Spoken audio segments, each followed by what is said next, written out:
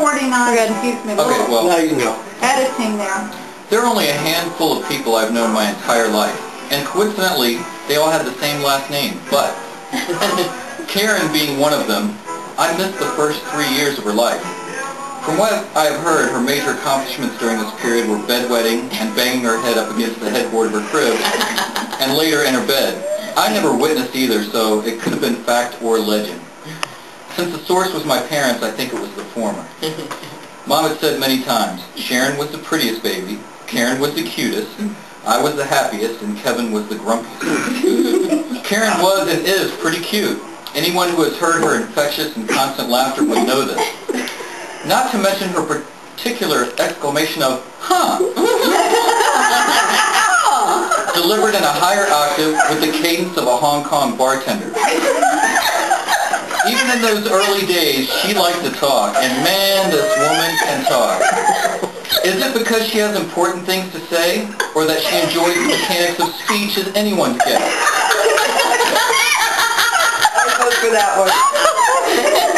I do know that she has single-handedly maintained a high profit margin for telecommunications companies' stockholders.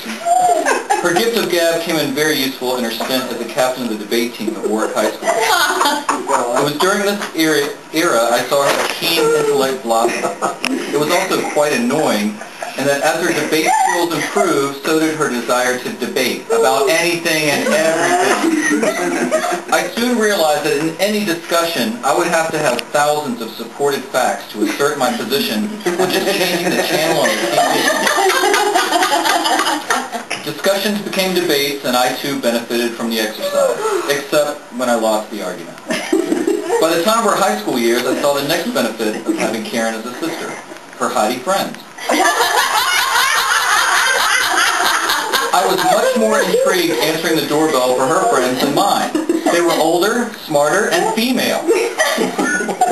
I remember a party when my parents were vacationing in Alabama that Sharon and Karen hosted, where I accidentally got drunk on cold duck, and I recall being a source of comic entertainment for those assembled. Hanging out with their hip friends only improved my status of coolness. The best was prom night, when I got to hang out with and share the sunrise with her friend Sharon Weathers in a park at the end of the street.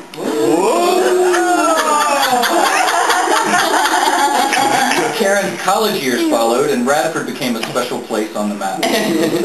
My high school years were beginning, but she had much better stories to tell.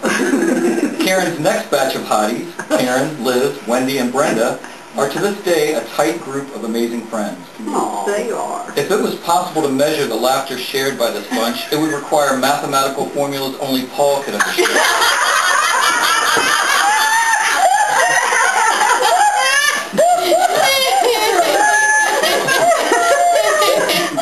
The DC years ensued, and I could visit both my sisters in a 3-hour drive. Here she met Paul, one of the coolest guys on the planet. He's a talented musician, a keen observer with a great sense of humor, and one that writes papers where I'm lost after the opening paragraph.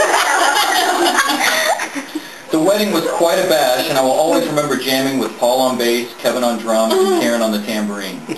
It was good to see that her sense of percussion evolved from banging her head on walls to a constantly rocking foot to an actual instrument. Her political science background suited her stint at Congressional Quarterly, and I thought with her being in D.C., she might even end up in Congress. But Paul was ready for more schooling, and the party moved north. Ithaca was the next city blessed with her unbridled enthusiasm and community contributions. I don't recall what her contributions were, only that Karen goes no place where her aura is unnoticed. Karen is indeed an activist.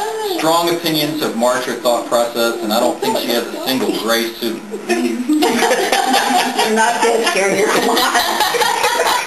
Today when someone says this person has issues, it's a negative connotation that there are things that they haven't figured out.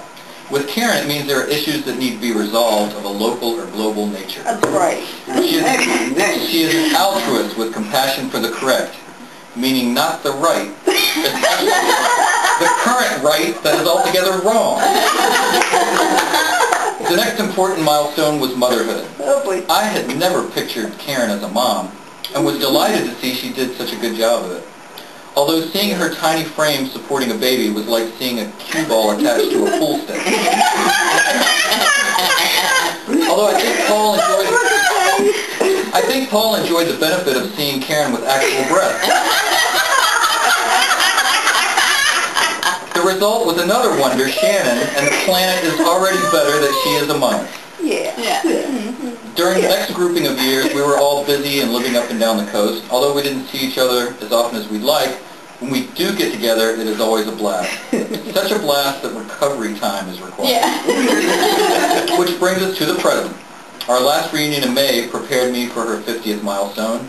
Menopause, as a topic, is one that had escaped my need for research. And I soon found out one that I wouldn't need to look into.